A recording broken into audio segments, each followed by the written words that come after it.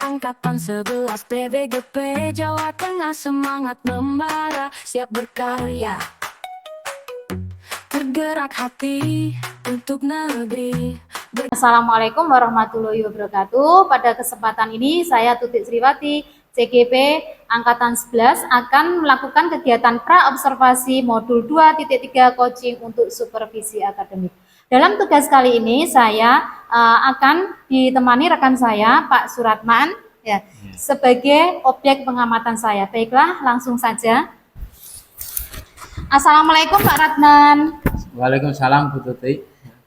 Bagaimana kabarnya Pak Ratman? Alhamdulillah baik Bu. Alhamdulillah ya. Jadi pada kegiatan kali ini kita akan melaksanakan kegiatan pra-observasi. Jadi tujuannya agar nanti ketika Pak Ratman sudah melaksanakan pembelajaran di kelas saat kegiatan observasi yang saya lakukan kepada Pak Ratman, nanti Pak Ratman bisa menjadi lebih siap, kemudian bisa lebih percaya diri dengan berbagai hal yang sudah kita bahas setelah ini.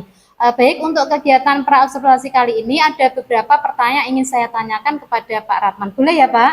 Ya boleh Bu, silahkan. Ya, baik. Untuk pertanyaan pertama ini terkait tujuan pembelajaran nanti. Di dalam pembelajaran, tujuan pembelajaran seperti apa yang ingin Pak Ratman terapkan di kelas? Tujuan pembelajaran saya ingin terapkan dalam kelas yaitu yang pertama, melalui kegiatan diskusi, anak-anak bisa menjelaskan pengertian sholat jenazah dengan benar. Tujuan yang kedua yaitu anak-anak bisa mempraktekkan tata cara sholat jenazah dengan benar. Jadi untuk materinya yaitu tentang sholat jenazah ya Pak? Ya. Oke. Kemudian untuk area pengembangan nanti inginnya yang dikembangkan dari siswa Pak Ratman itu nanti apa Pak? Ya, saya akan mengembangkan lingkungan kelas yang memfasilitasi murid belajar secara nyaman. Yang kedua, memandu proses belajar mengajar. Yang ketiga adalah melakukan asesmen. Oh ya, oke. Baik. Kemudian Pak, nanti dalam melaksanakan pembelajaran itu untuk model pembelajaran Pak Ratman lakukan nanti menggunakan model apa Pak? Ya, di sini saya akan menggunakan model pembelajaran PBL yaitu Problem Based Learning. Oh ya, jadi berbasis masalah ya Pak. Jadi Ya. pembelajaran berbasis masalah ya tentunya nanti di kegiatan Bapak nanti pastinya ada sintak-sintak dari PBL ya. Kemudian Pak Ratman untuk strategi pembelajaran nanti inginnya memakai strategi apa Pak? Dalam pembelajaran ini saya akan menggunakan pembelajaran diferensiasi yaitu menggunakan diferensiasi proses dan konten. Oh ya, jadi lebih fokus ke dua diferensiasi yaitu proses dan konten. Baik. Kemudian untuk penilaian. Nanti penilaiannya untuk Pak Ratman dalam proses pembelajaran menggunakan penilaian yang bagaimana, Pak? Di sini saya akan menggunakan penilaian tertulis, yaitu menggunakan penilaian tes tertulis dan penilaian sikap peserta didik melalui observasi. Oh ya, jadi ada dua penilaian. Oke. Kemudian Pak, Pak Ratman nanti untuk sasaran kelasnya nanti di kelas berapa ya Pak? Itu kelas 8D. Kelas 8D. Kemudian jamnya jam keberapa Pak? Jam 1, 2, 3. Oke. Kemudian untuk harinya nanti Pak Ratman kapan? Nanti besok hari Senin. Besok hari Senin. Oh, berarti tanggal 21. Ya, oke. Pak Ratman, mungkin pertanyaan saya cukup sampai di sini. Jadi nanti saya ingin tahu arah kegiatan pengembangan pembelajaran dari Pak Ratman. Kemudian nanti saya amati, saya pantau berkaitan dengan hal itu, dan saya harapkan nanti hari Senin ya kita nanti melaksanakan observasi. Jadi lebih jelas untuk melaksanakan pembelajaran dengan maksimal sesuai dengan Pak Ratman rencanakan. Kemudian tujuan pembelajaran, strategi yang saya harap semuanya juga bisa teramati, bisa tercatat agar pembelajaran juga bisa termaksimal untuk siswa juga. Jadi harapannya hari Senin kita bisa berjumpa lagi dalam observasi, dan nanti setelah observasi kita bisa berjumpa lagi untuk kegiatan pasca observasi. Baik Pak Ratman, terima kasih. Sekian dari saya, semoga bisa terlaksana dengan baik. Demikian untuk kegiatan pra-observasi dari saya bersama rekan saya Pak Ratman, dan sampai jumpa di kegiatan pasca observasi mendatang. Wassalamualaikum warahmatullahi wabarakatuh. Waalaikumsalam warahmatullahi wabarakatuh.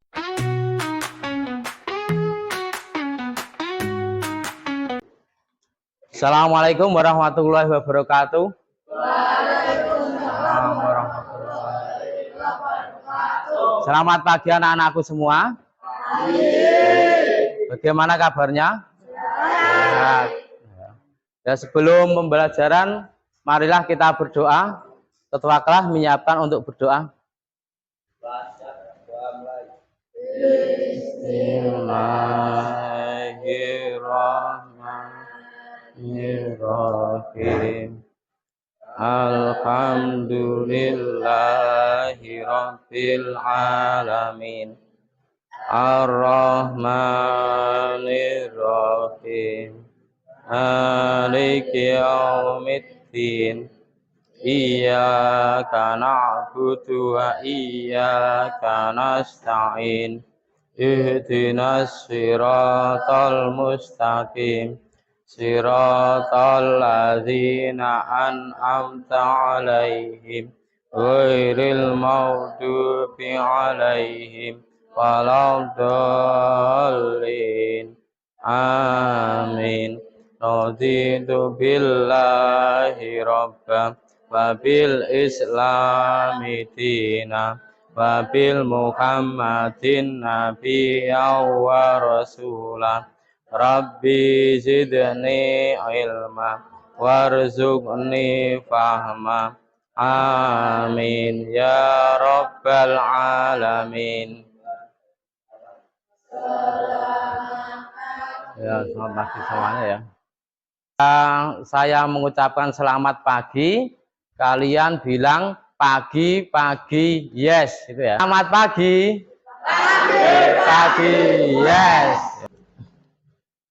Putri, Rafa, Regina, terus Rehan, terus Rifano.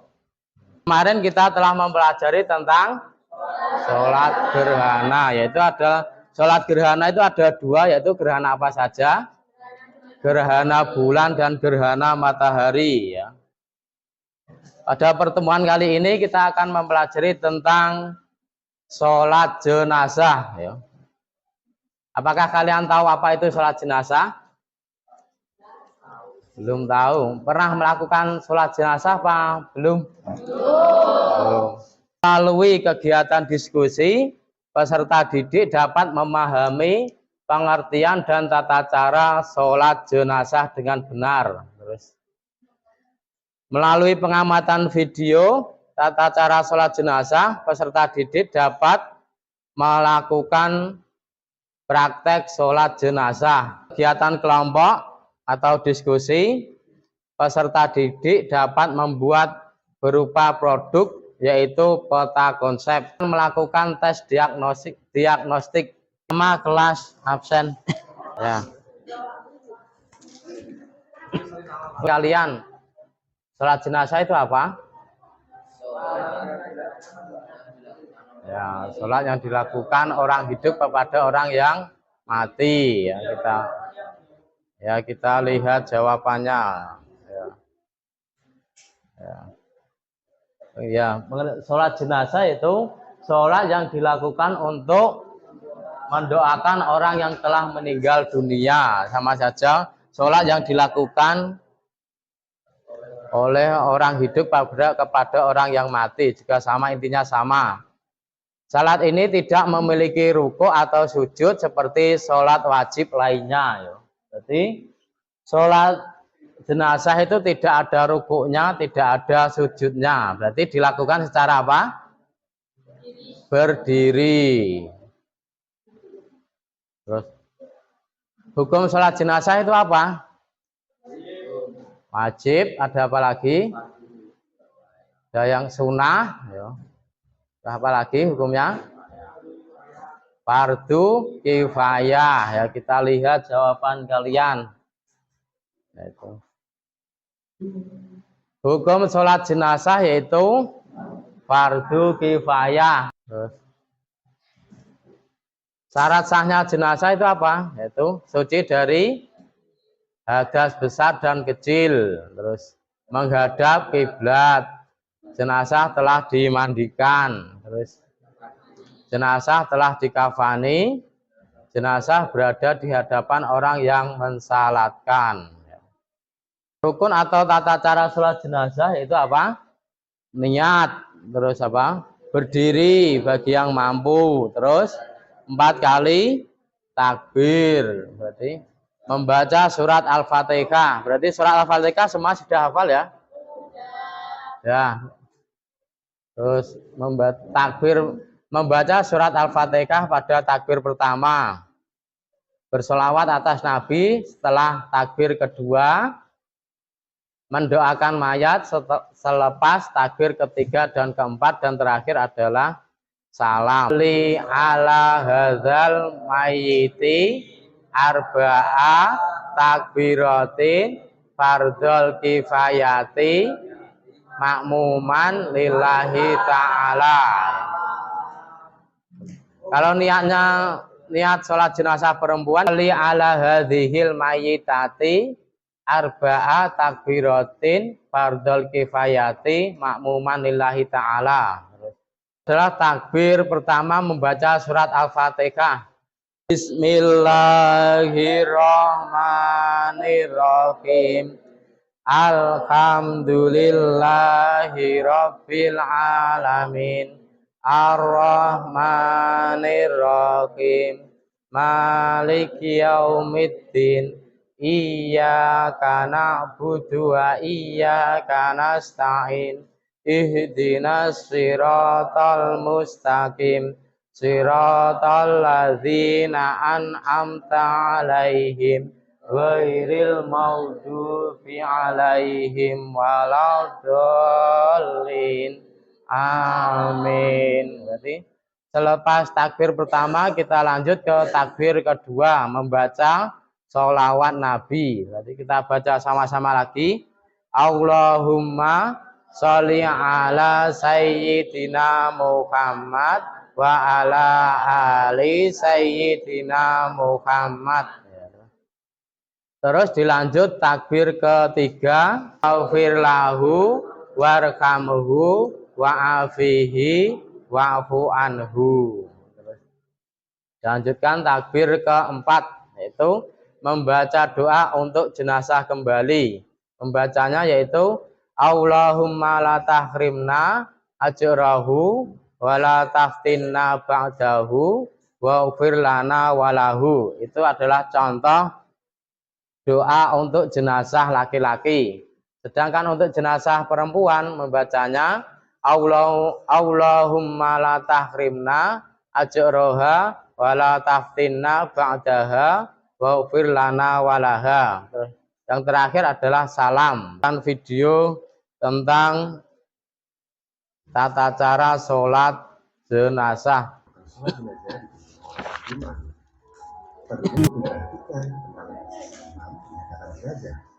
Posisi imam sejajar dengan kepala jenazah jika ada posisi laki-laki. Sedangkan posisi imam sejajar dengan perut jenazah itu perempuan. Salat jenazah diawali dengan bacaannya Salli ala hadzal mayyit arba'a takbiratin fardhal kifayati makmuman lillahi ta'ala. Salat jenazah itu dilakukan dengan 4 kali takbir. Takbir yang pertama, setelah itu membaca surah Al-Fatihah. Lalu setelah takbir kedua membaca sholawat Nabi. Allahumma salli ala sayyidina Muhammad wa ala ali sayyidina Muhammad. Dilanjutkan takbir ketiga, membaca doa untuk jenazah. Jika jenazah itu laki-laki, doanya Allahumma ighfir lahu warhamhu wa'afihi wa'fu anhu. Sedangkan jika jenazah itu perempuan, doanya Allahumma ighfir laha warhamha wa'afiha wa'fu anha. Takbir yang keempat, membaca doa untuk keluarga jenazah. Jika jenazah itu laki-laki, doanya اللهم لا تحرمنا أجره ولا تفتنا بعده واغفر لنا ولا تفتنا itu bagaimana doanya Allahumma la tahrimna ajraha wa la taftinna ba'daha waghfir lana wa laha. Lalu diakhiri dengan salam, ya bukan? Kalian tahu perbedaannya tata cara sholat jenazah laki-laki dengan sholat jenazah perempuan? Perbedaannya di mana?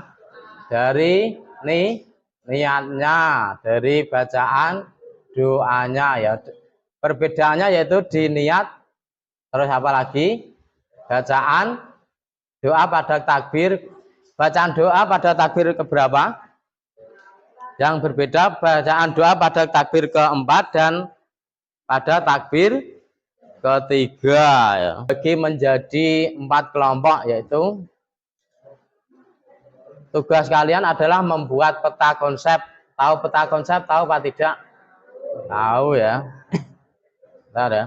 Nanti peta konsep kalian buat di Microsoft Word, buat di kertas dulu, nanti setelah itu kalian buat di Microsoft Word. Nama kelompoknya ya, dibuat seperti itu dulu. Ya, kita cara membuat peta konsep di Word ya. Bagaimana cara membuat peta konsep menggunakan aplikasi Microsoft Word ya? Jadi langsung saja ke TKP, kita pilih insert, kemudian kita pilih smart ya. Smart kita pilih hierarki, kemudian karena kolom tersebut yang kita kasih peta konsep menggunakan tampilan profile yang ini kelompok bahasa.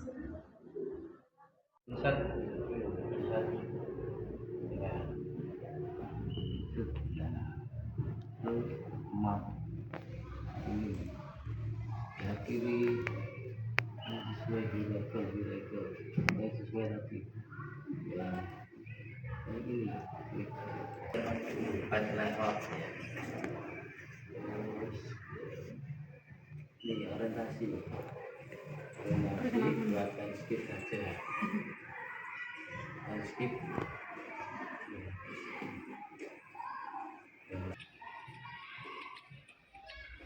ya.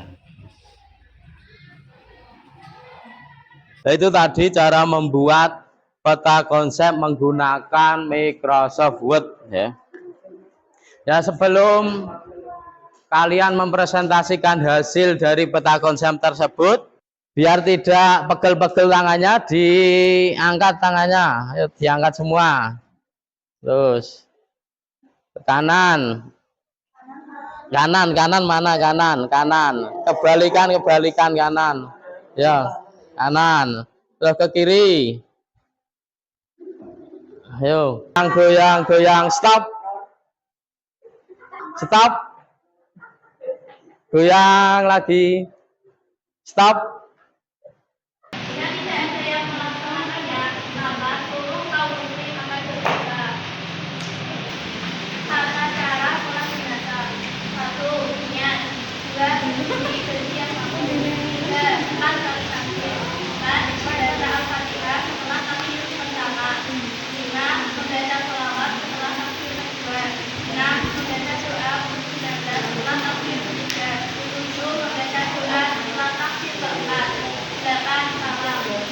Dari sholat jenazah, kalau Bapak amati adalah sudah sesuai, namun lebih baik lagi kalau dilampirkan huruf Arabnya ya.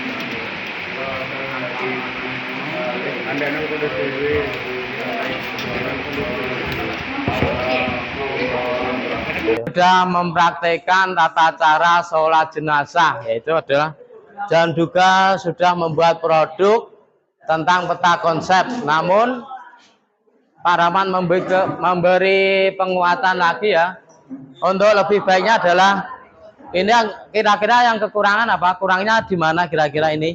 Kurang apanya? kurang judul ya. Seharusnya diberi judul ya. Judul peta konsep sholat jenazah. Bedanya sholat jenazah laki-laki sama perempuan tadi apa? Dari niatnya, terus pada takbir ketiga, terus pada takbir keempat ya. Berarti perbedaannya adalah dari niatnya dan bacaan takbir ketiga dan bacaan takbir keempat. Kesimpulannya adalah sholat jenazah yaitu sholat yang dilakukan untuk mendoakan orang yang telah meninggal dunia. Hukum dari sholat jenazah adalah fardu kifayah. Rukunnya tadi apa saja?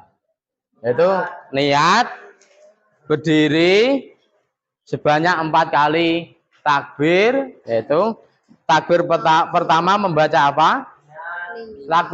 Takbir pertama membaca Al-Fatihah. Takbir kedua membaca sholawat Nabi. Takbir ketiga yaitu membaca doa untuk mayat. Takbir keempat juga sama. Terus yang terakhir adalah salam. Kesulitannya kalian apa dalam mempelajari materi ini? Kesulitan cara prakteknya ya. Prakteknya sulitnya di mana? Masih bingung caranya itu, tata caranya, urut-urutannya. Ya, nanti Bapak share di grup kelas kalian tentang video tata cara sholat jenazah laki-laki dan tata cara sholat jenazah perempuan. Kalian bisa pelajari di rumah. Untuk minggu depan bisa dipraktekkan tata cara sholat jenazah ya. Untuk anak perempuan mempraktekkan tata cara sholat jenazah perempuan, dan untuk anak laki-laki mempraktekkan tata cara sholat jenazah laki-laki. Individu kalian kerjakan di rumah untuk PR dan untuk minggu depan dikumpulkan ya.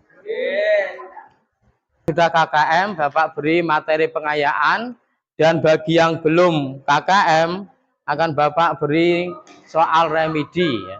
Innal insana lafi khusrin illal ladzina amanu wa amilus solihati wa tawasaw bil haqqi wa tawasaw bis sabr.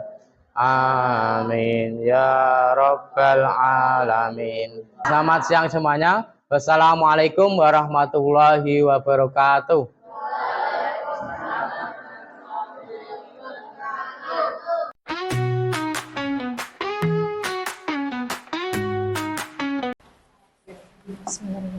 Assalamualaikum warahmatullahi wabarakatuh. Kali ini sampailah pada tahap pasca observasi. Setelah di pertemuan yang lalu kita sudah melaksanakan kegiatan pengamatan secara langsung atau observasi yang sudah dilakukan Pak Ratman. Jadi langsung saja kita lakukan kegiatan pasca observasinya. Assalamualaikum warahmatullahi wabarakatuh Pak Ratman. Waalaikumsalam warahmatullahi wabarakatuh. Ya, bagaimana kabarnya hari ini, Pak? Alhamdulillah baik dan sehat. Ya, alhamdulillah. Ini Pak, jadi pada kegiatan pasca observasi ini tujuannya adalah saya ingin mengajak ngobrol Pak Ratman banyak hal, terkhusus pada kegiatan Bapak yang sudah Bapak laksanakan di pertemuan sebelumnya di kegiatan pembelajaran di kelas 8D. Jadi sebelum saya sampaikan, dari beberapa catatan yang sudah saya catat, ada beberapa hal yang ingin saya tanyakan. Untuk yang pertama ini Pak, bagaimana perasaan Bapak setelah melaksanakan kegiatan pembelajaran kemarin Pak? Alhamdulillah sedikit puas Bu, namun ada beberapa hal yang menurut saya kurang sempurna. Oh, ada hal yang belum sempurna ya Pak ya? Iya. Oh ya, oke. Lalu bagaimana perasaannya ketika kemarin melaksanakan kegiatan pembelajaran dengan adanya kehadiran saya sebagai supervisor di dalam ruang kelas Pak? Sedikit agak tegang Bu, mungkin karena ada seseorang yang mengamati, tapi alhamdulillah berikutnya sudah bisa berjalan dengan cukup lancar. Ya, alhamdulillah ya Pak ya. Nah, berikutnya Pak, bisa Bapak ceritakan kembali terkait proses pembelajaran yang kemarin Bapak laksanakan di dalam kelas? Pembelajaran kemarin alhamdulillah sudah sesuai dengan perencanaan yang sudah saya buat. Jadi tujuan pada proses pembelajaran kemarin saya menyampaikan tujuan pembelajaran melaksanakan pembelajaran berdiferensiasi. Oh iya. Jadi kemarin pengelompokannya sudah sesuai dengan minat anak dan gaya belajar mereka ya Pak ya. Kemudian untuk proses pembelajarannya, untuk yang model pembelajaran PBL juga sudah terlaksana ya Pak? Ya, alhamdulillah kemarin sudah terlaksana. Jadi sudah menggunakan sintak-sintaknya sudah terlampaui. Ya, oke.